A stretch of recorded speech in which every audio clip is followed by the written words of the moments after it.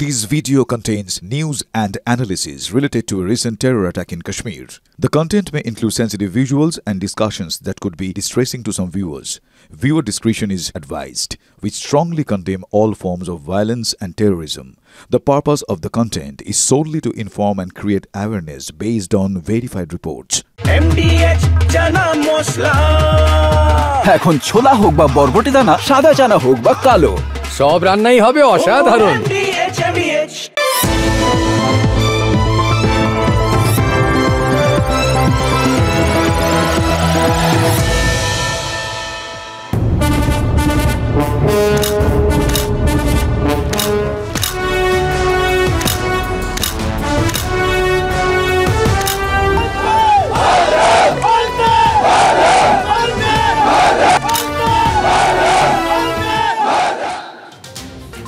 দুপুর গড়িয়ে রাত হয়ে গেল, এখন রাত ৮টা ৫৫।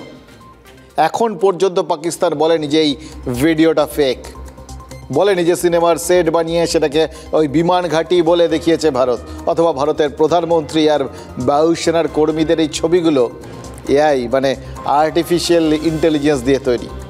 তার মানে আমরা ধরে নিতে পারি পাকিস্তানের এখনও ঘোর কাটেনি। এই দুদিন আগে প্রেস কনফারেন্স করেছিলেন পাকিস্তানের vice air marshal Aurangzeb Ahmed. এবার তার দাবি কী ছিল? দাবি ছিল যে জলন্ধরের আদমপুরে ভারতীয় বায়ুসেনার ঘাঁটি নাকি তারা একদম তছনছ করে দিচ্ছেন, ধ্বংস। ভারত তো তাও ওদের ওখানকার ঘাঁটিগুলো ক্ষতিগ্রস্ত বলেছে, ওরা সমস্ত ধার ধারে যা করে সেটা এক্সট্রিম। সুতরাং বলে দিয়েছে ভারতের বায়ুসেনার ঘাঁটি আদমপুরে একদম ধূলিসাৎ করে দিয়েছে, এবং তাও আবার তাদের ড্রোন হামলা তাতেই হয়ে গেছে কাজকর্ম। আদমপুরের ঘাঁটিতে রাখা ভারতীয় বায়ুসেনার রাফাল, এয়ার ডিফেন্স সিস্টেম মানে S-400 সব নাকি বিধ্বস্ত, সব ক্ষতিগ্রস্ত। আমাদের বায়ুসেনার হ্যাঙ্গার নাকি তছনছ হয়ে গেছে। ভাবুন, একটা হ্যাঙ্গার তছনছ হয়ে যাওয়া মানে যার ভেতরে এই প্লেন টেনগুলো থাকে, মানে কতগুলো আমাদের যুদ্ধবিমান নষ্ট হয়ে গেছে ভাবুন তো। এবং তারপর রানওয়েতে নাকি বিশাল বিশাল সব গর্ত হয়ে গেছে। অথচ দেখুন, এই রানওয়েতেই আজ আমাদের প্রধানমন্ত্রীর বিমান নেমেছে। রানওয়েতে যদি গর্তই হবে, পাক হামলায় রানওয়ে যদি ক্ষতিগ্রস্তই হবে, তাহলে নরেন্দ্র মোদীর বিমান সেখানে কি করে নামলো বলুন তো? আর দুটো প্রশ্ন। দেখুন, প্রথম কথা হচ্ছে, পাকিস্তান যদি আদমপুর এয়ারবেসে রাফাল নষ্ট করে দিয়েই থাকে, আর যদি তারা সত্যিই আমাদের ওই ড্রোন দিয়ে আমাদের S-400 এয়ার ডিফেন্স সিস্টেম ক্ষতি করে দিয়ে থাকে, তাহলে এর খেয়াল করে দেখুন পেছন দিকে যখন প্রধানমন্ত্রীর ছবিগুলো উঠছিল, সেখানে তো রাফালও দেখা যাচ্ছে আর S-400 সিস্টেমটাকেও তো দেখা গেল। এবং সব থেকে বড় কথা, যদি সব সিস্টেম এরকম 12টা বাজিয়ে দেয়, ধূলিসাৎ করে দেয়, তাহলে যে ঝাঁকে ঝাঁকে পঙ্গপালের মতো ড্রোন ঢুকিয়েছে বা মিসাইল মেরেছে, সেগুলো আটকালো কে? ভূতে? দেখুন, জানেন তো একটা জিনিস শুনেছি, এই যে বলছে না পাকিস্তান সব ধ্বংস করে দিয়েছে, অথচ সব দেখা যাচ্ছে। তার মানে ওই একটা সময় শুনতাম ছোটোবেলায় যখন গল্প বলতাম, ভূতের গল্প মনে আছে আপনাদের? অশরীরী আত্মা নাকি চাইলে ওই ক্যামেরায় ধরা দিতে পারে, তাদের ইচ্ছে, মানে স্বেচ্ছায় যদি ধরা দেয় আর কি। তো আদমপুর এয়ারবেসে ক্যামেরাবন্দি হয় রাফাল আর S-400 সিস্টেম, এটাও কি আসলে ছায়ামূর্তি? আমি নিশ্চিত আজ পাকিস্তান ভূত দেখার মতো করেই ওই আদমপুর বিমান ঘাঁটিটাকে দেখছে। পাকিস্তানের সেনা কর্তারা না, তারা জানেন তারা কি গুল মেরেছেন, কিন্তু সাধারণ মানুষ, বাকি বায়ুসেনার লোকজন যাদের কাছে এই ইনফরমেশনটা নেই, তারা কী ভেবেছিলেন? যা বলেছেন তাদের কর্তারা সেটাই সত্যি। তেমন আদমপুরটা মাটিতে মিশে গেছে। এবার সেখানে দাঁড়ানো আমাদের বায়ুসেনার যুদ্ধ বিমান আর মিসাইল সিস্টেমটাকে দেখে তারা তো চমকে যাবে, ভূত দেখার মতো চমকাবে। এবং সব থেকে বড় কথা, তারা তো আমাদের প্রধানমন্ত্রীকেও ওখানে দেখছেন। প্রধানমন্ত্রীকে দেখাটা আপনার আমার কাছে বড় কথা না। আমরা জানি আমাদের প্রধানমন্ত্রী কখন কোথায় থাকতে পারেন, কি বলতে পারেন, এগুলো আমরা জানি, আমরা অভ্যস্ত। কিন্তু পাকিস্তান, সেখানে তো এই ব্যাপারটা একটু অন্যরকম না। পাকিস্তানের প্রধানমন্ত্রী শাহবাজ শরীফ, তাকে তো গত 48 ঘন্টা চোখেই দেখেনি পাকিস্তানের মানুষ। We were tracking through our satellite imagery well before the hostilities, as we usually do. So we had pinpointed S-400. As you can see, we knew that this is Pak. It's cheeseboard radar and the other part of the radar, the other constituents of the whole S4 battery. Slide. These coordinates, go back. These coordinates were ortho-rectified by our space department, so that you have a very precise engagement. Whenever you are throwing and employing long-range vectors, you really need very precise coordinates so that you don't miss. So S-400 was at Adampur was targeted like that. পাক বায়ুসেনার air vice marshal যে গল্প শোনাচ্ছেন সেটা ভারত জানত, কিন্তু America এবং ইউরোপের বহু দেশ গোগ্রাসে অরঙ্গজেবের কথাগুলো গিলেছিল। ফলাও করে প্রচার করেছিল পাকিস্তানের সেনা নাকি ভারতের আদমপুরে ভারতীয় বায়ুসেনার পরিকাঠামো ধ্বংস করে দিয়েছে। গল্পের সেই গরুকে গাছ থেকে নামিয়ে আনলেন নরেন্দ্র মোদী।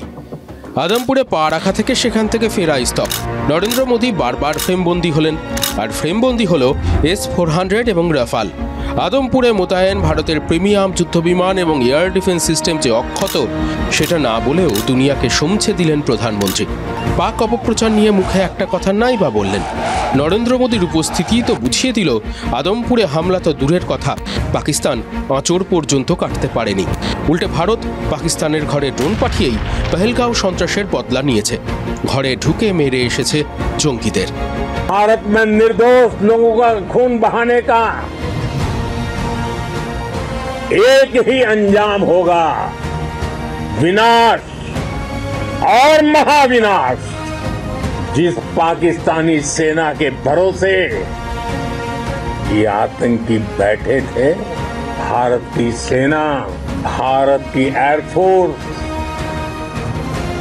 और भारत की नेवी ने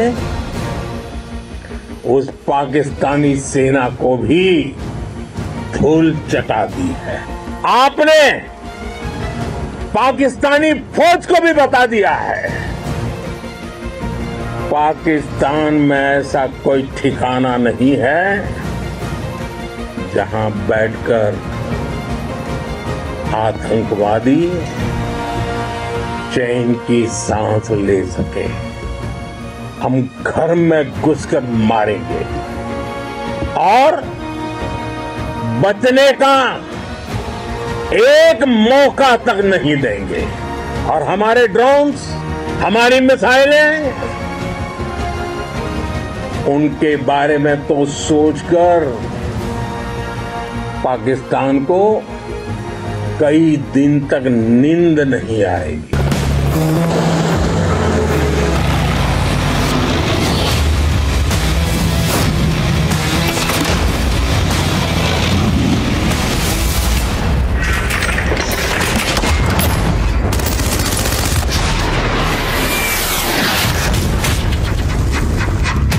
প্রধানমন্ত্রী নরেন্দ্র মোদী আর তার সামনে দাঁড়িয়ে থাকা বায়ুসেনার ওই সেনানীদের বডি ল্যাঙ্গুয়েজ দেখে কারোর মনে হবে যে তাদের মধ্যে কোনো রকম একটু ডাউন ব্যাপার আছে, সে হয়তো ফুটছেন।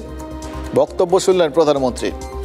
গোটা পাকিস্তানে একটা জায়গা নেই যেখানে এরপর ওই জঙ্গিরা নিশ্চিন্তে থাকতে পারবে, যেখানে থাকবে ঢুকে মারবো আমরা, এটাই তো বললেন। এই বার্তাগুলো কিন্তু সব পাকিস্তানের জন্য। ওই বললেন না যে পাকিস্তানের আপাতত ঘুম ছুটে গেছে, বহুদিন ঘুমোতে পারবে না আমাদের ড্রোন আর মিসাইলের কথা ভেবে। মানে কতদিনের ঘুম ছুটলো সেটা বলাটা খুব মুশকিল। প্রধানমন্ত্রী কাল রাত 8টার বিবৃতিতে বলেছেন অপারেশন সিঁদুর আপাতত স্থগিত, বাতিল নয়। আর আজ কি বললেন? বললেন ওই যেখানেই ঘাঁটি গেড়ে থাকুক ভারত ঢুকে মেরে আসবে। দুদিনের এই দুটো কথার একটাই তো মানে, যারা ভাবছেন পহেলগাঁও হামলার বদলা ভারত নিয়ে ফেলেছে তারা ভুল ভাবছেন। অপারেশন সিঁদুরে ফুল স্টপ নয়, ভারত জাস্ট একটা কমা বসিয়েছে। প্রয়োজন পড়লে আবার যে কোনো সময় পাকিস্তানে ভারত প্রত্যাঘাত করবে। এবং ওই যে পরিষ্কার বক্তব্য, এটা যুদ্ধ হবে, যুদ্ধ। ভারতের বিরুদ্ধে যে কোনো সন্ত্রাসবাদী হামলা, যে কোনো মিস অ্যাডভেঞ্চারকে তাদের বিরুদ্ধে যুদ্ধ ঘোষণা হিসেবেই ধরতে পারে শত্রুরা। তার মানে ভাবুন, পাকিস্তানি সেনা, ওই বলছিলাম দু চোখের পাতা এক করতে পারবে না, বেশ কয়েকদিন বলছিলেন তো, ওই ভয়টা তাদের রাতের ঘুম কেড়ে নিয়েছে। আমার কি মনে হয় জানেন, নরেন্দ্র মোদী একটু আন্ডারস্টেটমেন্ট করেছেন। রাতের ঘুম তো বটেই, পাকিস্তানের সেনা এখন ইচ্ছে থাকলে, যদি খুব ইচ্ছে করে, চোখ লেগে আসে, তাও ভাত ঘুম দিতে পারবে না। কারণ এই ভারত চাইলে দিনের বেলাতেও যে পাকিস্তানের মাটিতে প্রত্যাঘাত চালাতে পারে এবং পাকিস্তানের সেনার একের পর এক পরিকাঠামোর ক্ষতি করতে পারে, এবং পাকিস্তানের এয়ার ডিফেন্স সিস্টেমের যে সেটা আটকানোর কোনো ক্ষমতা নেই। চীন যে তাদের পথে বসিয়েছে, ওই সোজা বাংলায় চীনে মাল গচিয়ে দিয়েছে, এটা তো পাকিস্তান প্রতি মুহূর্তে টের পাচ্ছে। ওটা বিশ্বও টের পেয়ে গেছে, এবং এই টেরটা পাইয়েছে ভারত। অপারেশন সিঁদুরের দ্বিতীয় দিনেই সেটা টের পাইয়ে দিয়েছে। 8ই মে সকাল থেকে দুপুরের মধ্যে পাকিস্তানের 11টা সেনা পরিকাঠামোয় আঘাত করেছিল ভারত। তার মধ্যে যেরকম নূর খান এয়ারবেস বা সরগোদা এয়ারবেস ছিল, তেমনি উত্তর পাকিস্তানে কিরানা পাহাড়ে পাকিস্তানের সেনা পরিকাঠামোও ছিল। এই নূর খান বা সরগোদা এইগুলো খুব গুরুত্বপূর্ণ, জানেন তো, কারণ এখান থেকেই তাদের মূলত যাবতীয়, নূর খান তো এমনিতে তাদের কাছে খুব গর্বের জায়গা, একটা আসল ঘাঁটি আর কি, মেন ঘাঁটি, প্রধান ঘাঁটি। আর ওই সরগোদা, সেটা তো স্ট্র্যাটেজিক্যালি অত্যন্ত গুরুত্বপূর্ণ জায়গায় অবস্থিত। সেখান থেকে ভারতে এবং তাদের নিজেদের দেশকে বাঁচানোর যাবতীয় বন্দোবস্ত সেখান থেকেই করা হয়। কি হলো, সব জায়গাতেই তো ভারত ঢুকে আঘাত করে বসে আছে। এটা পাকিস্তান কিন্তু নিজের মুখেই স্বীকার করেছে এই দুটো জায়গার কথা। একটা জায়গায় এখনো স্বীকার করেনি, কিরানা পাহাড়ে ভারত কোনো প্রত্যাঘাত করেছে কিনা। কিরানা পাহাড়টা অক্ষত আছে না নেই, হলে কতটা ক্ষতিগ্রস্ত, চুপ। কেন জানেন? তার কারণ ওই কিরানা হিলসের মধ্যেই তো লুকিয়ে আছে যাবতীয় রসদ। ওই কিরানা হিলসের মধ্যেই তো লুকিয়ে আছে পাকিস্তানের হম্বিতম্বির যাবতীয় রহস্য, প্রাণভোমরা পরমাণু পরিকাঠামো।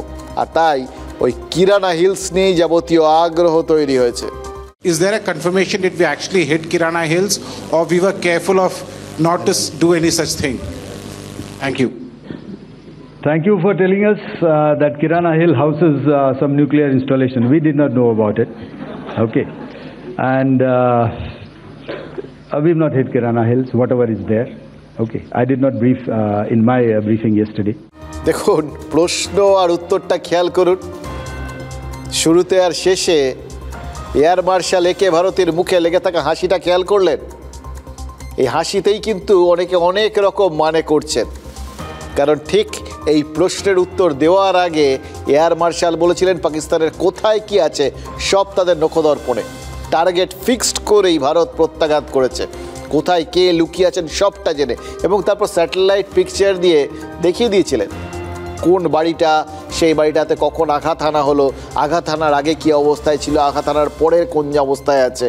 মানে ধরুন একটা জায়গায়, সেটা ভওয়ালপুর যদি হয়, সেখানটায় ধরুন একদম নির্দিষ্ট করে একটা বাড়ি, লাল রঙের বাড়ি, সেই বাড়িটাতেই জঙ্গি রয়েছে, এই এতটা পর্যন্ত ভারত জানে। কজন ছিল সব জানে। তারপরেও ভারত কিরানা হিলসে কি আছে সেটা জানে না বললেন। কিরানা হিলসে ভারত স্ট্রাইক করেছে কি করেনি তাতে বললেন আমি তো বলিনি স্ট্রাইক করেছি। এটা এয়ার মার্শাল ভারতী যখন বলছেন, আমরাও তার মতো মুচকি হেসেই মেনে নিচ্ছি। ইনফ্যাক্ট এটা নিয়ে এখন সোশ্যাল মিডিয়ায় প্রবল মিম চলছে, জানেন তো। এটা সিনেমা জিন্দেগি না মিলেগা দোয়ারাতে এরকম একটা সিন আছে, ওই ঋত্বিক রোশন, অভয় দেওল আর ফারহান আখতার। ঋত্বিক রোশনের একটা কথা, তিনজনের মুখে মুখে যে হাসিটা, জানি কি হয়েছে কি করেছি আর আপনারা কি ভাবছেন, এরকম ব্যাপার একটা আর কি। তো সেরকম একটা হাসি রয়েছে, আমরাও সেই মুচকি হাসি দিয়েই মেনে নিচ্ছি। কেউ কিচ্ছু জানেন না কিরানা হিলসে কী আছে, কেউ জানেন না ওখানে আঘাত হানা হয়েছে কি হয়নি। ইনফ্যাক্ট জানার তো কথাও না। জেনে শুনে পরমাণু ইনস্টলেশনে আঘাত করেছে এটা যদি কেউ জানেন বা বলেন, তার মানে তো তিনি পরমাণু যুদ্ধকে ইনস্টিগেট করছেন। সে তো ভারত কখনো করে না, ভারতের সেটা উদ্দেশ্যই না। সুতরাং ভারত কিচ্ছু করেনি। কিন্তু ওই সব জায়গায় চারপাশে এত উৎসাহের কেন্দ্রবিন্দুতে কিরানা হিলসটা এসে গেল কেন? না জেনেও, কোথাও কি না বুঝে, ছিটকে ছাটকে কোনো কিছু লেগেছে টেগেছে নাকি কোথাও, এবং তাতেই কি ওরকম না জেনে না বুঝে কোনো কাজের কাজ হয়ে গেছে, কোনো মিসফায়ার, কেউ জানে না। দেখুন, এই গোটা বিষয়টায় একটা জল্পনার জায়গা তৈরি করে দিয়েছেন ভারতীয় সেনার অবসরপ্রাপ্ত মেজর জেনারেল রাজীব নারায়ণন। তিনি বলেছেন পাকিস্তানের পরমাণু পরিকাঠামো নাকি সম্পূর্ণ দুমড়ে মুচড়ে দিয়েছে ভারত। কি করে এত নিশ্চিত হচ্ছেন তিনি? তার ব্যাখ্যাও দিয়েছেন অবসরপ্রাপ্ত এই সেনাকর্তা। তার প্রথম যুক্তি, সারগোদা এয়ারবেসের কাছে কিরানা হিলসে ভারতের মিসাইল আঘাত করেছিল বলেই নাকি মাটি কেঁপেছিল, লোকে যাকে ভূমিকম্প বলে ভেবেছিল। আর দ্বিতীয় যুক্তি, যেখানে যেখানে পাকিস্তানের পরমাণু অস্ত্র ভাণ্ডার আছে তার কাছের এয়ারবেসই নাকি ওই F-16 মতো আধুনিক যুদ্ধ বিমান রেখে দেয় পাকিস্তান, কারণ F-16ই পারে একমাত্র ওই পরমাণু অস্ত্র বহন করতে। আর ভারত যেহেতু ওই সারগোদা জ্যাকোবাবাদের মতো জায়গার এয়ারবেসে প্রত্যাঘাত করেছে যেখানে F-16 থাকে, সেহেতু তিনি নিশ্চিত যে পাকিস্তানের অস্ত্র ভাণ্ডারের ক্ষয়ক্ষতি হয়েছে ভারতের এই পাল্টা হামলায়। अपने सरगोदा के आड़ में किराना हिल्स को ठोका है। Kirana hills is where one set of his nuclear warheads are stored. After you hit it, there has been a seismic sensors have registered a 4.0 Richter scale earthquake. तो एक्चुअल अर्थक्वेक नहीं है। जब कभी भी न्यूक्लियर वेपन फटता है तो vibrations अर्थ के अंदर जाता है। That vibration is picked up by the seismic sensor as if it's an earthquake. Similarly उसी वक्त जब ये 11 एयरफील्ड्स हम ठोक रहे थे, जब माना नहीं वो, this was day before night, 11 airfields. You had attacked Jacobabad also. Again, Jacobabad airfield is very close to the Chagai airfields. Why is Jacobabad home for F-16s? Because at that point in time, before he modified his Mirages, F-16 were the one which were nuclear capable. The US के nuclear reconnaissance aircraft were flying after this earthquake हुआ, immediately they were flying over it. US की हवा गुल हो गई because US के protection systems Chagai हिल पे लगे हुए।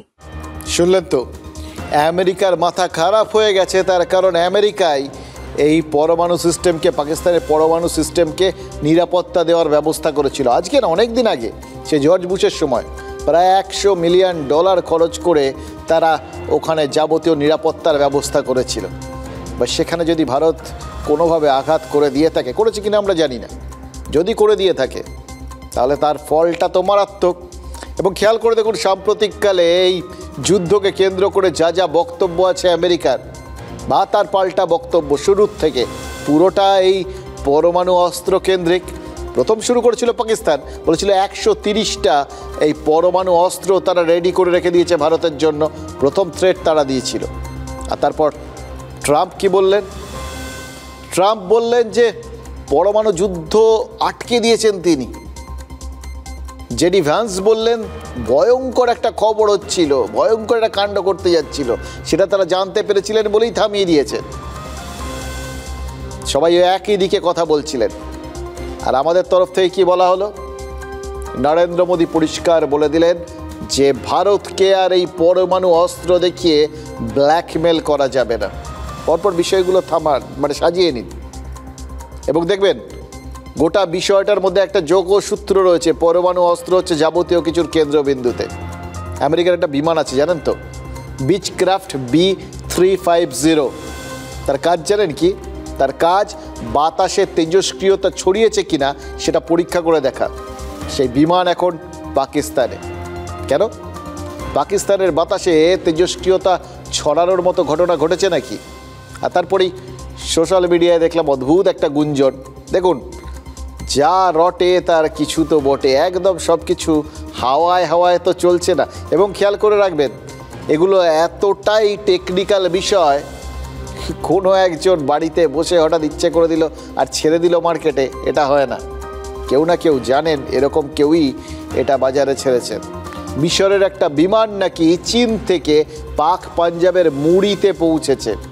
এই প্লেনে নাকি বোরন রয়েছে, যা তেজস্ক্রিয়তা শোষণ করে।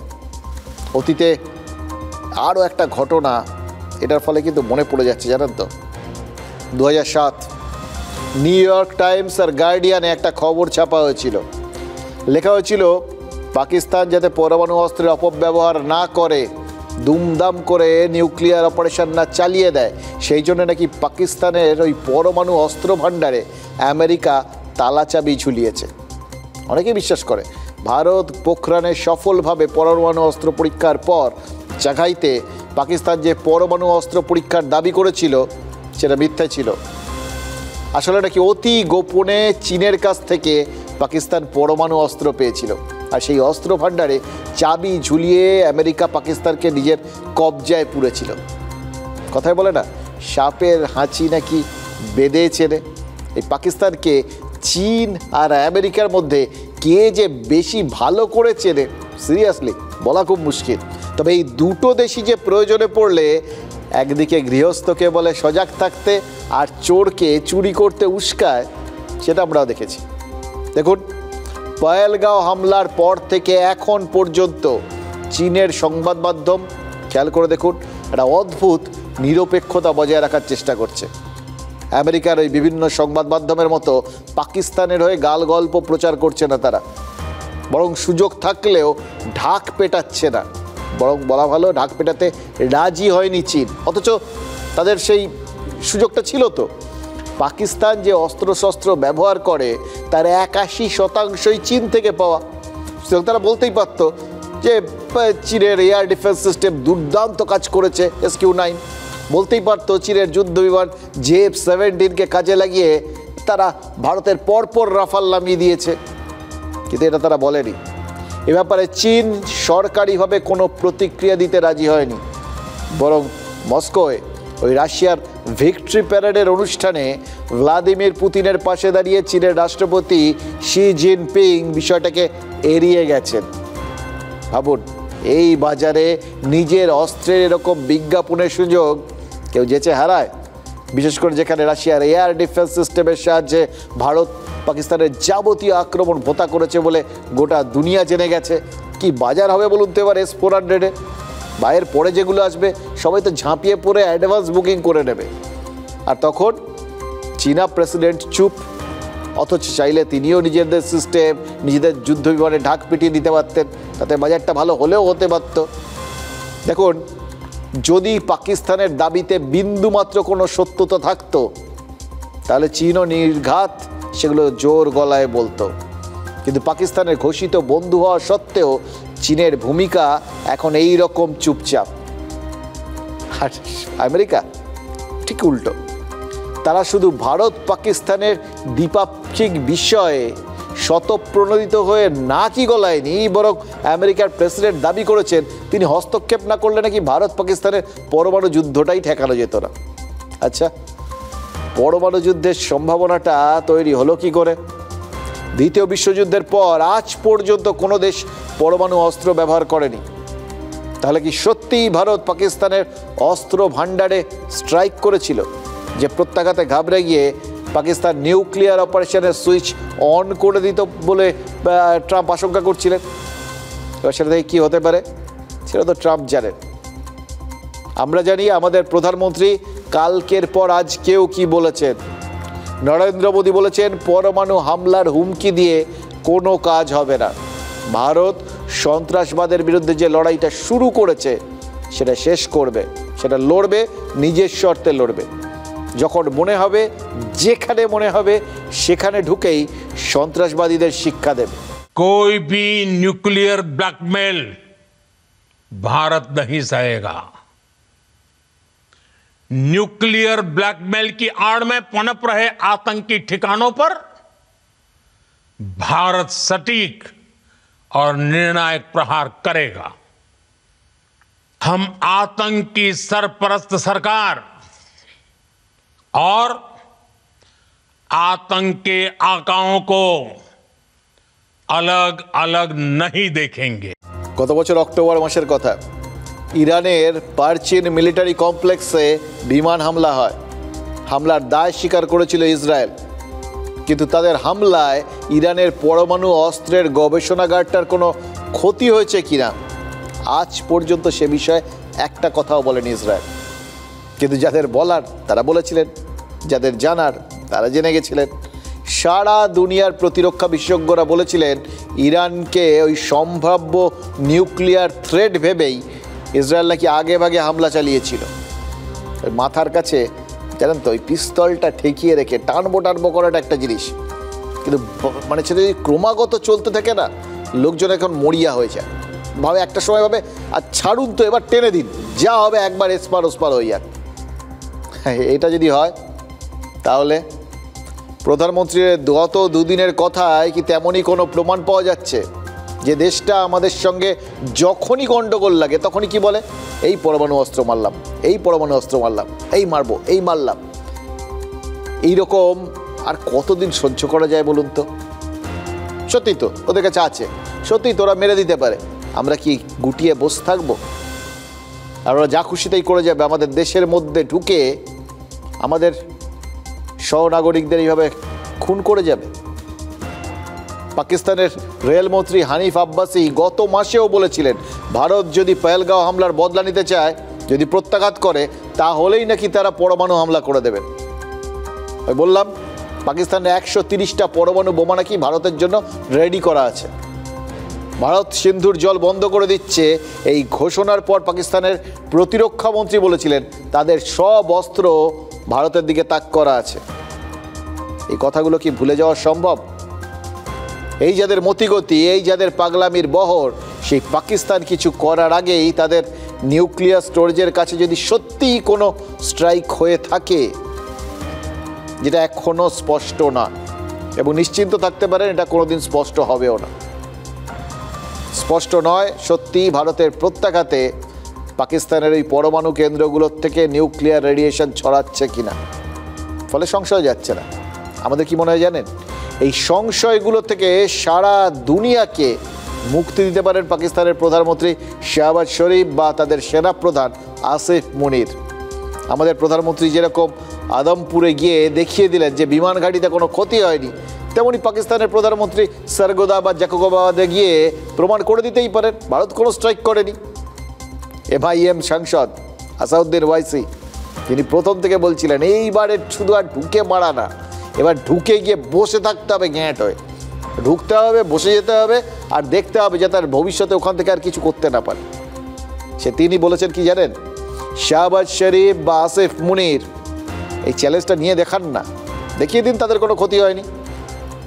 পাকিস্তান কি করবে বলুন তো? এরকম একটা চ্যালেঞ্জ, কি অস্বস্তিকর ব্যাপার। দেখুন পাকিস্তান কি করবে সেটা পাকিস্তান জানে, আর আমরা জানি আরও কিছু কথা বাকি থেকে গেছে এই পাকিস্তানের মিথ্যেগুলো আর আমাদের সত্যিগুলোকে আপনাদের সামনে নিয়ে আসার জন্য, যে কথাগুলো আজ না বললেই নয়।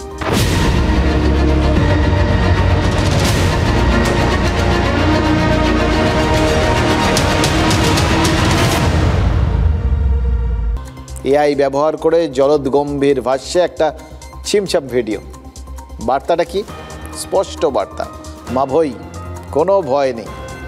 পাকিস্তান যদি আমাদের বিরুদ্ধে কোনোভাবে ওই পরমাণু হামলা করতেও চায়, লাভ হবে না, ইচ্ছেটা শুরুতেই শেষ হয়ে যাবে।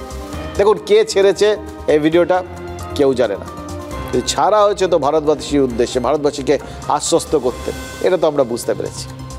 আর কাল রাত্রে এই প্রধানমন্ত্রী নরেন্দ্র মোদী ঘোষণা করে দিয়েছেন পরমাণু যুদ্ধের হুমকি দিয়ে ভারতকে আর ব্ল্যাকমেল করা যাবে না। খেয়াল করে দেখুন তো একটু পিছিয়ে গিয়ে 1945 সাল 6ই আগস্ট পাকিস্তান তখন কোথায় ছিল? জাপানের হিরোশিমায় পরমাণু হামলা চালিয়েছিল আমেরিকা। গত 80 বছর তারপর থেকে গোটা বিশ্ব এই পরমাণু হামলার ভয়ে ভয়ে কাটিয়ে দিয়েছে। 12ই মে প্রধানমন্ত্রী নরেন্দ্র মোদী সেই পরমাণু হামলার ভয়টাই কাটিয়ে দিলেন। এই ভিডিওটা দেখছেন, সে কথাই তো বলছে। এই ভিডিওটা যদি সত্যি না হয়, এটার মধ্যে যদি বাস্তবতা নাও থাকে, তাহলে হয়তো বাস্তবতা কিছু আমরা জানি না কোনটা। আমরা কি জানি? তাহলে প্রধানমন্ত্রীর বক্তব্যটা আর ব্ল্যাকমেল করা যাবে না, মানে যখন বলেন কেউ যে আর ব্ল্যাকমেল করা যাবে না, তার মানে সেই ভয়ের জায়গাটা সমূলে উৎপাটিত করে ফেলে দিয়েছেন। তা বলে কি মোদিজির ভয় নেই? আছে তো। নিজের ছায়াকে ভয় আছে। তার কায়া যত বড়, তার ছায়াও তো ততই বড়। যে বিপুল জনপ্রিয়তা নরেন্দ্র মোদীর শক্তি, সেটাই তো সব থেকে বড় দুর্বলতা। দেখুন, দেশ থেকে তিনি গোলামির চিহ্ন মোছার চেষ্টা করেন, এটাই তো বার্তা দিয়েছেন তিনি, বারবার দিয়েছেন বিভিন্ন ক্ষেত্রে। রাজপথ হয়ে গেছে কর্তব্যপথ, ব্রিটিশ সম্রাটের মূর্তি যেখানে ছিল সেখানে এখন নেতাজির মূর্তি, নৌসেনার পতাকা প্রতীক জাস্ট বদলে ফেলা হয়েছে, এমনকি বিচারের দেবীর মূর্তিওটাও বদলেছে। মানে প্রত্যেকটা ক্ষেত্রে মন থেকে গোলামি দূর করার বার্তা দিয়েছেন প্রধানমন্ত্রী। আর দেশবাসীও মন থেকে গোলামির গ্লানি দূর করে স্বাধীন চেতা হওয়ার চেষ্টা করছে। ঠিক এই রকম পরিস্থিতিতে ডোনাল্ড ট্রাম্প যদি ওভার ট্রাম্প করেন, তাও একদিন নয়, পরপর দুদিন, তাহলে তো সেটা পরপর ওই সার্জিক্যাল স্ট্রাইক আর এয়ার স্ট্রাইক হয়ে গেল। দেখুন, তাই তো হয়েছে। শনিবার ভারতের আগেই সিজফায়ার ঘোষণা করে দিয়েছিলেন ট্রাম্প। ভাবুন, এটা তো ভারত করলেন তিনি। আর তারপর সোমবার যখন নরেন্দ্র মোদী জাতির উদ্দেশ্যে ভাষণ দেবেন, তার আগেই ট্রাম্প ঘোষণা করে দিলেন তিনি বাণিজ্য বন্ধের ভয় দেখিয়ে পরমাণু যুদ্ধ থামিয়েছেন।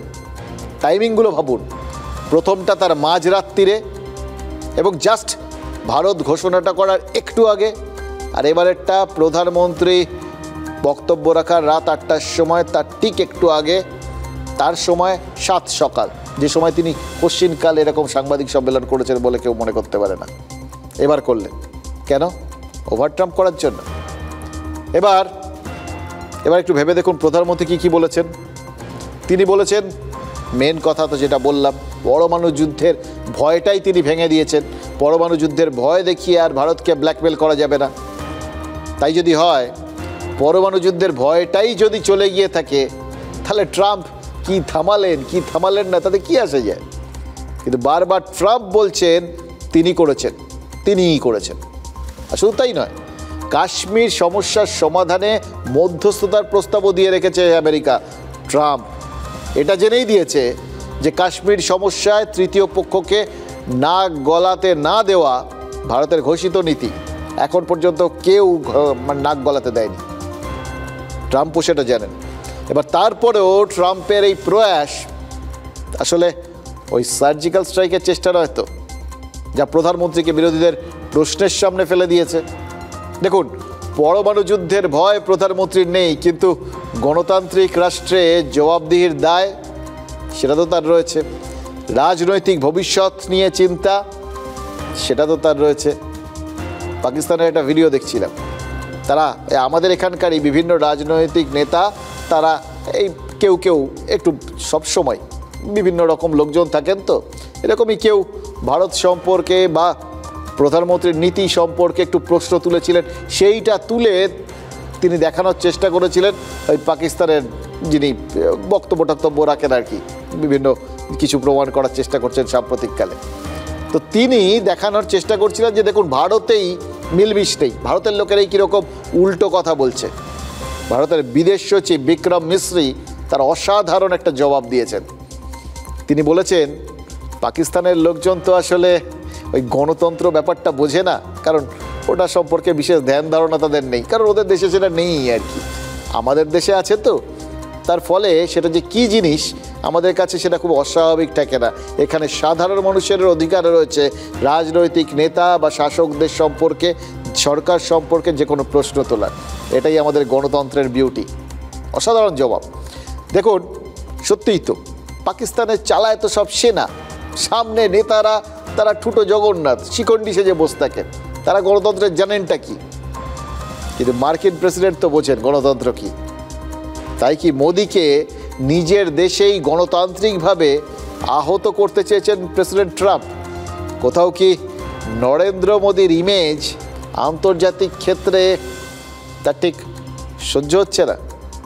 स्थगित होगा ये अच्छा हुआ सबके लिए, लेकिन किस कंडीशन पे हुआ ये देखेंगे। पाकिस्तान की तैयारी सीमा पर वार की थी, लेकिन भारत ने पाकिस्तान के सीने पर वार कर दिया। भारत की आक्रामक कार्रवाई के बाद पाकिस्तान बचने के रास्ते खोजने लगा। पाकिस्तान दुनिया भर में तनाव कम करने के लिए गुहार लगा रहा था, और बुरी तरह पीटने के बाद इसी मजबूरी में 10 मई की दोपहर को पाकिस्तानी सेना ने हमारे डीजीएमओ को संपर्क किया। प्रधानमंत्री के संबोधन के पहले ही राष्ट्रपति ट्रंप ने घोषणा कर दी कि वॉशिंगटन में रहकर मैंने इंडिया, भारत और पाकिस्तान के बीच में युद्ध रुका दी।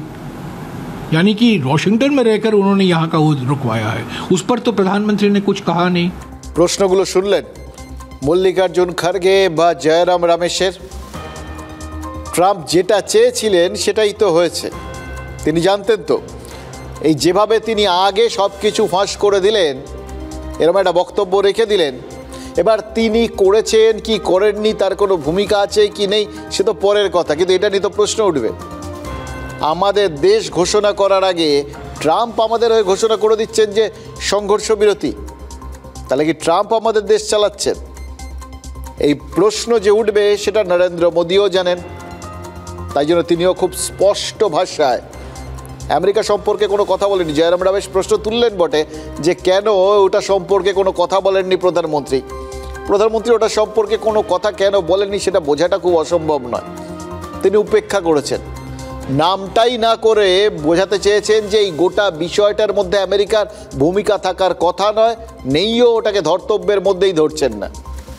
তাদের কাছে আমাদের কাছে সরাসরি পাকিস্তান কোমর ভাঙা অবস্থায় হাত জোর করে আরতি করেছিল, আর পারছি না, যুদ্ধ থামাও, আমরা থামিয়েছি। কিন্তু এই যে প্রশ্নগুলো যেটা গণতান্ত্রিক সিস্টেমে ওঠাটাই স্বাভাবিক, সেটাই তুলতে চেয়েছেন আসলে ট্রাম্প। তিনি জানেন সামরিক শক্তি দিয়ে বাইরে থেকে ভারতকে ভাঙা সম্ভব নয়, বাইরে থেকে আঘাত এলে ভারত আরও একজোট হয়ে যাবে, কিন্তু ভেতর থেকে ভাঙা কি সম্ভব? ঘরেই যদি মোদির দিকে আঙুল ওঠে তাহলে দেশবাসীর মনে একটা দ্বিধা দ্বন্দ্ব, তার এরকম একটা পরিস্থিতির সৃষ্টি হয়ে যাবে। সেসব হিসেব কষেই কি তিনি ভারতের বুকে আঘাত করার কৌশল নিয়েছেন প্রেসিডেন্ট ট্রাম্প? দেখুন, আমেরিকা তারা এমনিতেই চিরকাল নিজেদের দাদাগিরি করে অভ্যস্ত, এবং ট্রাম্প তিনি তো একদিকে দাদা, অন্যদিকে দাদা মানে কোট আন কোট দাদা আর কি, যারা দাদাগিরি করে কারা বুঝতেই পারছেন, এবং তার সঙ্গে বানিয়া ব্যবসায়ী। তিনি ওই তুল্যমূল্য ব্যবসায়িক হিসেবে সবসময় কম্পিটিটারকে কিন্তু যার মধ্যে সামান্য সম্ভাবনা আছে তাকে শুরুতেই ভেঙে দেওয়ার চেষ্টা করবেন। আর ভারত এই মুহূর্তে বিশ্বে তো উঠতি শক্তি, কারোর পক্ষে এখন আর ভারতকে অস্বীকার করা সম্ভব নয়। তাই জন্য কি ভারতের বুকে আঘাত করে ভারতকে দুর্বল করে দেওয়ার চেষ্টা। দেখুন, এর আগে সার্জিক্যাল স্ট্রাইক আর বালাকোটে এয়ার স্ট্রাইকের পর দেশের মধ্যে যেরকম নরেন্দ্র মোদীর জনপ্রিয়তা বেড়েছে, তেমন তো আন্তর্জাতিক ক্ষেত্রেও গুরুত্ব বেড়েছে বহুগুণে, কেউ অস্বীকার করতে পারবেন না। যতই এর আগে ওই ট্রাম্প হাউডি মোডি করুন, কিন্তু এটা ওই ট্রাম্পের মতো মেগালোম্যানিয়াকের ভালো লাগার কোনো কথা নয়। কিন্তু ভারতের লোক, তাকে নিয়ে এত কথা হচ্ছে, আর তার উপর যদি পেহেলগাঁও ট্র্যাজেডিতে 26 জন দেশবাসীকে হারিয়ে ভারত প্রত্যাঘাত করে, যদি পাকিস্তানের বুকের ওপর উঠে জঙ্গি ঘাঁটি ধ্বংস করে দেয়, যদি পাকিস্তানের বুকের ওপর চড়ে তাদের মিলিটারি এস্টাবলিশমেন্ট, রানওয়ে, এয়ারবেস সব ধ্বংস করে দিয়ে আসে, তাহলে ভারতের জবাব, আর সেই জবাব দেওয়ার নেতৃত্বে থাকা নরেন্দ্র মোদী কোথায় চলে যাবেন ভাবতে পারছেন? সবার ধরাছোঁয়ার বাইরে চলে যাবেন, দেশের মধ্যে বা দেশের বাইরে, আন্তর্জাতিক ক্ষেত্রে। এটা কি ট্রাম্প জানেন না? জঙ্গি ঘাঁটিতে আঘাত করলে পাকিস্তান প্রত্যাঘাত করবে, এটা তো প্রত্যাশিতই ছিল। কিন্তু ট্রাম্পের আঘাতটা, এটা কি সাম্প্রতিক ভারতের সাথে যেরকম সম্পর্ক তার পরিপ্রেক্ষিতে একটু হলেও অপ্রত্যাশিত ছিল না? দেখুন, ট্রাম্পের এই জোড়া স্ট্রাইকে ভারতীয় রাজনীতিতে একটুও দোলাচলের সৃষ্টি হলো না, এটা গ্যারান্টি দিয়ে বলতে পারবেন? কিভাবে হলো? এতদিন নরেন্দ্র মোদীকে মাপার মাপকাঠি ছিলেন নরেন্দ্র মোদী নিজেই। প্রথমে সার্জিক্যাল স্ট্রাইক করলেন, তারপর এক ধাপ এগিয়ে গিয়ে এয়ার স্ট্রাইক করলেন। এবার সবাই বলতে শুরু করেছিলেন যে সার্জিক্যাল স্ট্রাইক, এয়ার স্ট্রাইকের বাইরেও এবার কিছু একটা হবে। কংগ্রেস নেতা শশী থারুর তিনি তো বলেছিলেন ও দুটোর থেকেও বড় কিছু একটা করবে ভারত এবার। মানে প্রত্যাশার মাপকাঠিটা নিজেই স্থির করে দিচ্ছিলেন নরেন্দ্র মোদী। সেখানে ট্রাম্প কি করলেন? তিনি কি প্রধানমন্ত্রীকে নরেন্দ্র মোদীকে ইন্দিরা গান্ধীর সামনে দাঁড় করিয়ে দিলেন না? ইন্দিরা গান্ধী ৭১-এ আমেরিকার চাপ অগ্রাহ্য করে, আমেরিকা বলেছিল ছেড়ে দাও, থেমে যাও, পাত্তাই দেননি। বলে দিয়েছিল আমাদের ব্যাপারে নাক গলিও না। পাকিস্তানকে আত্মসমর্পণ করিয়েছিলেন, বাংলাদেশের জন্ম হয়েছিল। খেয়াল করে দেখুন, তখন ভারত কিন্তু আক্রান্ত ছিল না, শুধু রিফিউজিরা আমাদের দেশে আসছে বলে, সেটা আমাদের অর্থনীতির ওপর আঘাত আনছে বলে ভারত সোজা এগিয়ে গিয়েছিল। আর এবার দেশ যখন আক্রান্ত, দেশ যখন আহত, রক্তাক্ত, যখন গোটা দেশ প্রতিশোধের আগুনে জ্বলছে, তখন ট্রাম্প আগ বাড়িয়ে কি বললেন? বললেন তার কথাতেই সংঘর্ষ বিরতি হয়েছে, তিনিই চাপ দিয়ে ভারতকে থামিয়ে দিয়েছেন। দুটো দেশকেই থামিয়েছেন। আমাদের পাকিস্তান নিয়ে মাথা ব্যথা নেই, আমরা ভারত নিয়ে ভাবছি। তিনি থামালেন। এমনিতেই ওই থেমে যাওয়া নিয়ে অসংখ্য মানুষের মনে আছে, আরে এখানেই থেমে গেলাম আমরা, বারবার কেন পাকিস্তানকে বাগে পেয়ে আমরা ছেড়ে দিই? একটা দেশ, একটা জঙ্গি রাষ্ট্র বারবার আমাদের ক্ষতি করবে, আমরা ছেড়ে দেবো এইভাবে? গোটা দেশ যখন ভাবছে যে পাকিস্তানের কবল থেকে ভারত ওই কাশ্মীরের যে অংশটা তারা দখল করে রেখে দিয়েছে সেটা ছিনিয়ে নিয়ে আসবে, তখন নাকি শেষ কথা বলছেন ট্রাম্প।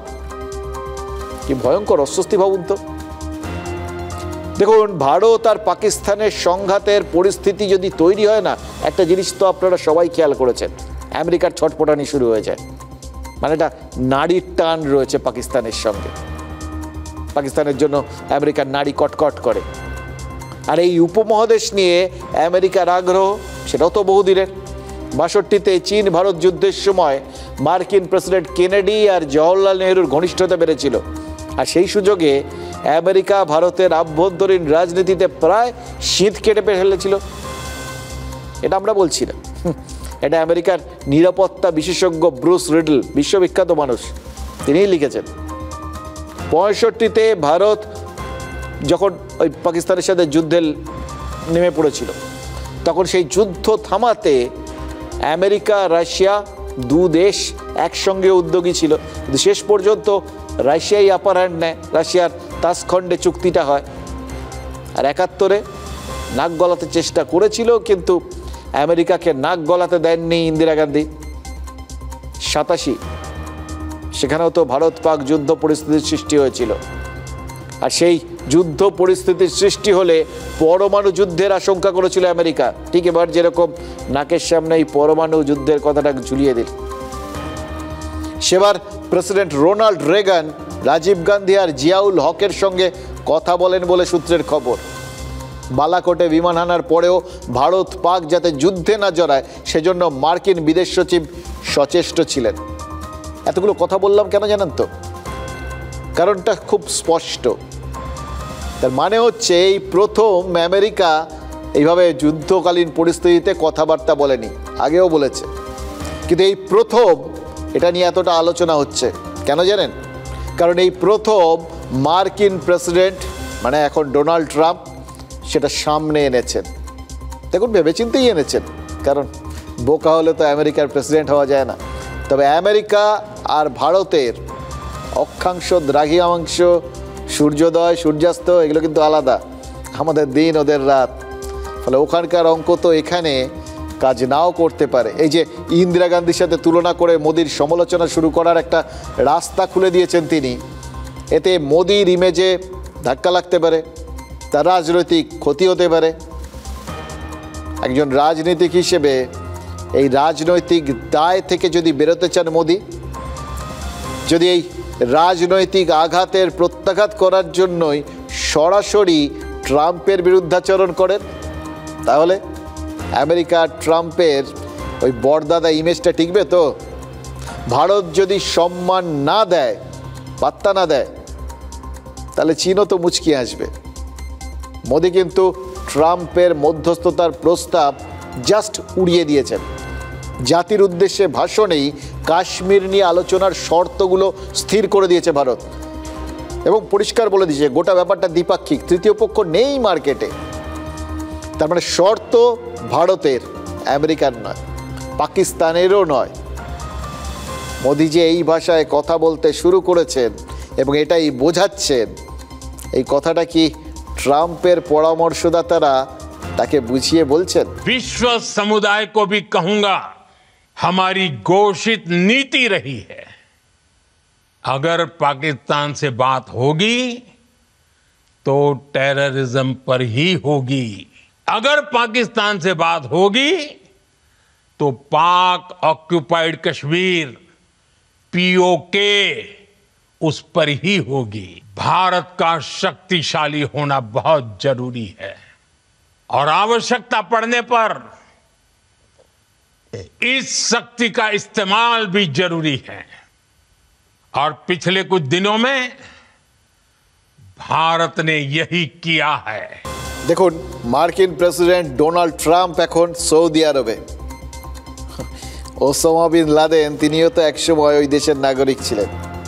এই দেশটা তো আমেরিকার তেলের কারবারের সব থেকে বড় পার্টনার।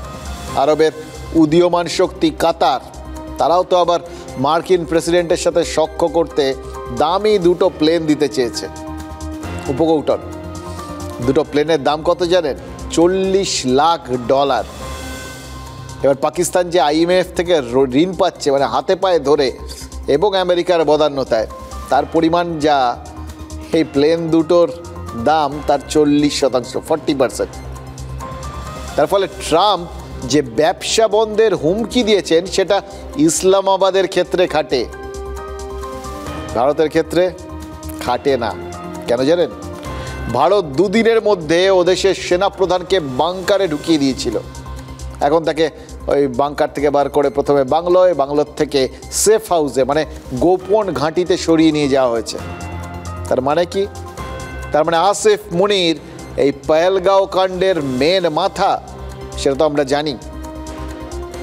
পাকিস্তানেরই প্রাক্তন সেনাকর্তা আদিল রাজা, তিনি তো স্পষ্ট ভাষায় বলেছেন আসিফ মুনিরের পরিকল্পনাতেই এই পহেলগাঁও হামলাটা হয়েছে।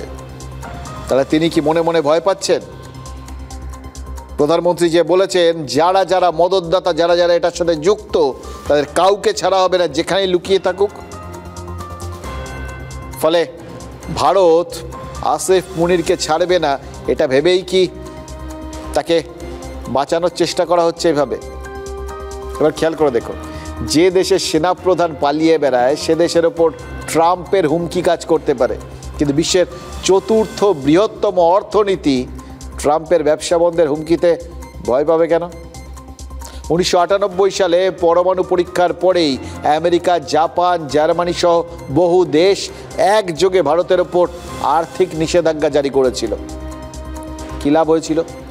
একে একে সবাইকে নিষেধাজ্ঞা তুলে নিতে হয়েছিল, ভারতের কোনো সমস্যা হয়নি। ভারতের সঙ্গে ব্যবসা বন্ধ করলে অন্যদের ক্ষতি, যেমন এক্ষেত্রে আমেরিকারই ব্যবসায়িক ক্ষতি হবে যদি ভারতের সাথে ব্যবসা বন্ধ করে দেয়। ভারতের সাথে ওই F-35 কেনা বেচার কথাবার্তা চলছে, ভারত ব্যবসা বন্ধ করলে কিনবে না। আর ভারতের অস্ত্র তো আমেরিকাও কিনবে না, তাই না? তাহলে ব্যবসা বাণিজ্যের ভারতের কোনো ক্ষতি নেই যদি ব্যবসা বন্ধ হয়। কিন্তু বাকিরা, তারা ভারতের অস্ত্র যথারীতি কিনবে, ব্রাজিল কিনবে, আর্মেনিয়া কিনবে, দক্ষিণ পূর্ব এশিয়ার দেশগুলো কিনবে। আসলে কি জানেন, এই 3 দিনের সংঘাত পরিস্থিতি একদম বদলে দিয়েছে। ভারতীয় অস্ত্রের বাজার এবার চচ্চর করে উঠবে। আর ট্রাম্পের বাণিজ্য বন্ধের হুমকি তার পরিকল্পনাকেও তো ঘেঁটে দিয়েছে। বিরোধীরা কি দাবি করছে আমাদের দেশে? সংসদে বিল এনে পাকিস্তানকে সন্ত্রাসবাদী রাষ্ট্র ঘোষণা করা হোক, তারপর আমেরিকার ওপর শর্ত চাপানো হোক সন্ত্রাসবাদী রাষ্ট্রের সঙ্গে বাণিজ্যিক সম্পর্ক রাখা যাবে না। মানে সোজা কথায় তারা যদি ওই সন্ত্রাসবাদী রাষ্ট্রের সাথে সম্পর্ক বজায় রাখে তাহলে ভারত উল্টে তাকে বয়কট করতে পারে। এটা উল্টো ব্যাপার হয়ে গেল না? আপনারা একরকম ভাবছিলেন, আমরা একরকম ভাবছিলাম। ভারত যে উল্টো খেলা খেলবে না বা আমাদের মতো ভাবে কোথাও গিয়ে ট্রাম্প পাল্টা চাপে পড়ে যাবেন না, গ্যারান্টি দেওয়া যায়? সোজা কথায় এই যে পাল্টা নার্ভের লড়াইয়ে ভারত তাকে ফেলে দেবে, এটা কি ট্রাম্প ভেবেছিলেন? দেখুন, মোদিকে রাজনৈতিক ক্ষতির সামনে দাঁড় করাতে গিয়ে তিনি নিজেই কিন্তু নিজেকে চ্যালেঞ্জের সামনে এনে দাঁড় করিয়ে দিয়েছেন। If you don't stop it, we're not going to do any trade. People have never really used trade the way I used it. That I can tell you. And all of a sudden they said, I think we're going to stop. And they have. And they did it for a lot of reasons, but trade is a big one. We're going to do a lot of trade with Pakistan. We're going to do a lot of trade with India. We're negotiating with India right now. We're going to be soon negotiating with Pakistan. And we stopped the nuclear conflict. I think it could have been a bad nuclear war. Millions of people could have been killed, so I'm very proud of that. तो आप UPA पीए में amendment कीजिए, amendment करके एक schedule बनाइए, उसमें सारा parliament आपके साथ रहेगा। उस एक्ट के द्वारा हम पारित करेंगे कि Pakistan is a terrorist state, Pakistan को टेररिस्ट स्टेट डिक्लेयर कीजिए और फिर अमेरिका को कहिए कि आप पाकिस्तान से ट्रेड नहीं कर सकते, क्यों? ये वो टेररिस्ट स्टेट है। तब हम मानेंगे कि एक नया आयाम स्थापित हुआ है। हम चाहते हैं कि ऐसा नया आयाम स्थापित हो कि हिंदुस्तान एक इतना बड़ा देश है, हमारी तुलना पाकिस्तान से नहीं की जाए। ये तो बात सही है कि आप मुंह तोड़ जवाब देंगे, लेकिन मुंह तोड़ जवाब अमेरिका को भी जाना चाहिए। আসল কথাটা কপিল সিবালের এই কথার মধ্যেই রয়েছে। আমেরিকাকেও মুখের মতো জবাব দেওয়াটা খুব জরুরি। শুনলেন না, ট্রাম্প বলছিলেন ভারত পাকিস্তান দুদেশের সঙ্গেই নাকি বাণিজ্য করবেন। বাণিজ্য করবেন মানে ব্যবসা বাণিজ্য হবে, এরকম মানেটা কি? মানে আমাদের এখান থেকে কিছু যাবে সে সম্ভাবনা খুব মিনিমাম, তারা খালি আমাদের এখানে পাঠাবে, এটাই তো। দেখুন, পাকিস্তানকে জঙ্গি রাষ্ট্র ঘোষণার চেষ্টা ইউপিএ আমল থেকেই চলছে, অনেক দিনের একটা এজেন্ডা রয়ে গেছে। রাষ্ট্রপুঞ্জে বহু পাকিস্তানি জঙ্গিকে নিষিদ্ধ করা নিয়ে ভারত জোরদার দাবি পেশ করেছে, আর চীন প্রত্যেকবার ভেটো দিয়ে পাকিস্তানের স্বার্থ রক্ষা করেছে। এবার ভারত ভেতরে ঢুকে মারতে শুরু করেছে, ফলে রাষ্ট্রপুঞ্জ অপ্রাসঙ্গিক হয়ে গেছে।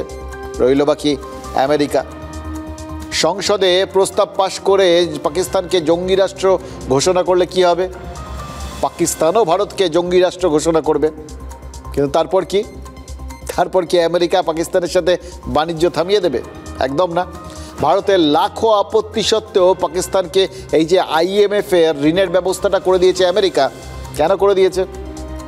কারণ সেই ঋণের টাকায় যাতে মার্কিন পণ্যই কেনা হয় সেটাই তো নিশ্চিত করবেন ট্রাম্প। ওই জন্যই তো বাণিজ্য, বললাম না, তারা শুধু বেচবেন। এই বাণিজ্যের অর্থ এটা।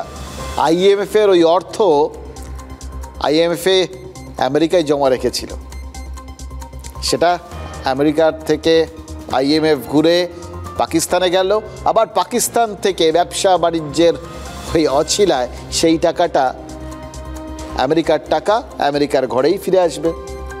মাঝখান থেকে পাকিস্তান শুধু ঋণী হয়ে গেল। চীনও তো ঠিক একইভাবে একই ছকে ইকোনমিক করিডোর করে পাকিস্তানকে নিংড়ে নিয়েছে। পাকিস্তান চুক্তি করেছিল ওই অত্যাধুনিক রাস্তা হবে, অর্ধেক খরচা চীন বলল তোমাদের দিতে হবে। পাকিস্তান বলল আমাদের টাকা নেই। চীন বলল আমি ধার দিচ্ছি, কোনো ব্যাপার না, কিন্তু আমার কোম্পানিকে দিয়ে এই রাস্তা তৈরি করতে হবে। পাকিস্তান মুচলেকা দিয়ে ধার নিল, তারপর যে ধারটা তারা নিল সেটা চীনা কোম্পানিকেই দিয়ে দিল। চীনের টাকা চীনের ঘরে ফিরে এলো, পাকিস্তান মাঝখান থেকে ঋণী হয়ে গেল, মাছের তেলে মাছ ভাজা হয়ে গেল, পাকিস্তান জালে পড়ে রইল। চীনের এই ফাঁদে ভারত পা দেয়নি, তাই ভারত বেঁচে গেছে। বাকিরা যে যেখানে ছিল, আগে শ্রীলঙ্কা, এবার পাকিস্তান, সব ডুবে গেছে। এবার ট্রাম্প এসছে ওই শুল্কের চোখ রাঙানি নিয়ে, আর তাতে ভয় পেয়ে অনেকে আমেরিকার শর্ত মেনেও নিচ্ছে, তাদের রফতানি মার খাচ্ছে। কিন্তু অর্থনীতি বিশেষজ্ঞদের অনেকেই বলছেন ট্রাম্প আমেরিকার পায়েই গুলি চালাচ্ছেন, কারণ আমেরিকা খুব বেশি পণ্য আমদানি করে না, সে দেশের উৎপাদন ক্ষেত্রটা বড়। কিন্তু আমেরিকা সব দেশে পণ্য রফতানি করে, তাই আমেরিকা সব দেশের ওই পণ্যগুলোর ওপর যদি চড়া শুল্ক চাপায়, কারোর বিশেষ ক্ষতি হবে না। ওরা যদি নাই কেনে তাহলে আপনি বেচবেন কি, আর যদি নাই বেচেন তাহলে আর চড়া শুল্ক আপনার ওপর কি এফেক্ট করবে। কিন্তু এবার যদি আপনি পাল্টা জেদ করে শুল্ক চাপিয়ে দেন, আমেরিকার ক্ষতি, কারণ আমেরিকা বেচে বেশি, তার ওপর শুল্ক চাপলে আমেরিকার ক্ষতি। ট্রাম্পের এই চমকানি ধমকানির কৌশল, এটা কিন্তু আসলে শুল্ক চাপানোর জন্য নয়। কথায় কথায় আমেরিকা বলছে না শুল্ক চাপিয়ে দেবো, শুল্ক চাপিয়ে দেবো, ওটা হচ্ছে রিভার্স এফেক্ট। এই শুল্ক চাপানোর ভয় দেখিয়ে আসলে শুল্ক কমানোই উদ্দেশ্য তার। এটা কিন্তু চীন মানতে বাধ্য হয়েছে, চীনের তুলনায় বেশি পণ্য ওখানে যায়, তাই জন্য চীন তাদের ওই তারা চাপিয়েছিল যা 145%, সেখান থেকে কমিয়ে 10% করে দিয়েছে। আমেরিকা 165% করেছিল, সেটা থেকে কমিয়ে 30% করেছে। কিন্তু এটা বাকিরা তো যদি বুঝতে শুরু করে তাহলে মুশকিল। কিন্তু ভারত যেরকম, ভারত বুঝে গেছে আমাদের কাছ থেকে বেশি মাল ওরা কিনবে না, ফলে আমার ওপর চাপালেও কিছু এসে যায় না। কিন্তু ওরা আমাকে বেচবে বেশি, তার উপর যদি আমি চাপাই ওরা চাপে। তাই জন্য ওয়ার্ল্ড ট্রেড অর্গানাইজেশনকে ভারত জানিয়ে দিয়েছে ভারতের ইস্পাত আর অ্যালুমিনিয়ামের ওপর অন্যায়ভাবে শুল্ক বাড়িয়েছে আমেরিকা, এতে ভারতের রফতানিতে প্রভাব পড়বে। তাই মার্কিন পণ্যেও পাল্টা শুল্ক চাপাবে ভারত। যতটা শুল্ক আমেরিকা ভারতীয় পণ্য থেকে আদায় করবে, ঠিক ততটাই শুল্ক ভারত আমেরিকার পণ্য থেকে আদায় করবে। এটা ট্রাম্পের বাণিজ্য বন্ধের হুঁশিয়ারির একটা জবাব। তবে বিদেশ মন্ত্রক আরও কড়া জবাব দিয়েছে। ট্রাম্পের দাবিকেই সত্যতার প্রশ্নের সামনে দাঁড় করিয়ে দিয়েছেন বিদেশ মন্ত্রকের মুখপাত্র রণধীর জয়সওয়াল। তিনি কি বলেছেন জানেন? বাণিজ্য নিয়ে কোনো কথাই কারো সঙ্গে হয়নি। From the time of Operation Sindoor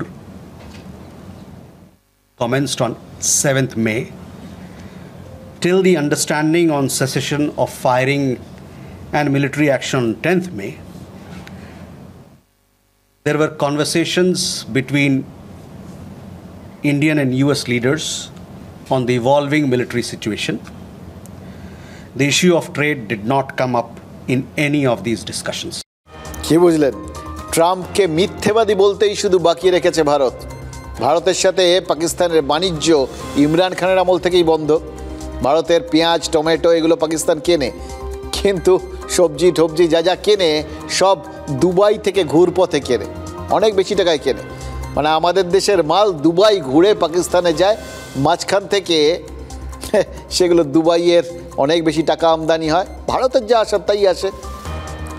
ফলে দুবাই কখনো চাইবে না ভারত আর পাকিস্তানের মধ্যে বাণিজ্যটা স্বাভাবিক হোক, বরং দুবাই চাইবে পাকিস্তান চাল আর আটাও তাদের থেকেই কিনুক। সে কারণেই এই যে সিন্ধু জলবন্টন চুক্তি বাতিল যেটা ভারত জানিয়ে দিয়েছে, সেটার বিরুদ্ধে কেউ কোনো কথা বলছে না, দুবাইও চুপ। পাকিস্তানের কৃষি 80% ওই সিন্ধুর জলের ওপর নির্ভরশীল, এবং পাকিস্তানের মোট যা জল খরচ তার 93% সিন্ধুর জল। এবার ভারত সিন্ধুর জল যদি বন্ধ করে দেয় বা কমিয়ে দেয়, পাকিস্তানের কৃষি ব্যবস্থা শেষ। এই যুদ্ধ কি যুদ্ধ, আরও বেশি পাকিস্তান জর্জরিত হয়ে যাবে। IMF পাকিস্তানকে ঋণ দেবে, পাকিস্তান সেই টাকায় দুবাই থেকে চাল, আটা, সবজি, আনাজ কিনবে। সেই চাল, আটা, সবজি, আনাজ ভারত থেকেই যাবে, ভারত থেকে নিয়ে দুবাই পাকিস্তানকে বেশি টাকায় বিক্রি করবে। ভারতের কোনো ক্ষতি নেই, কিন্তু পাকিস্তান তাদের টাকাও যাবে, আর এপাশে জল তো বন্ধই হচ্ছে, গলা শুকিয়ে মরবে। আর সিন্ধুর জল আর ভারতের সবজি দুটোই চাইলে পাকিস্তানকে ওই জঙ্গিদের ভারতের হাতে তুলে দিতে হবে। আর যে 30,000 মাদ্রাসা মৌলবাদ প্রচার করে চলেছে সেগুলো বন্ধ করে দিতে হবে। খেয়াল করে দেখুন নরেন্দ্র মোদী কি বলেছেন, এটাই কিন্তু আসল হেডলাইন। রক্ত আর জল একসঙ্গে বইতে পারে না।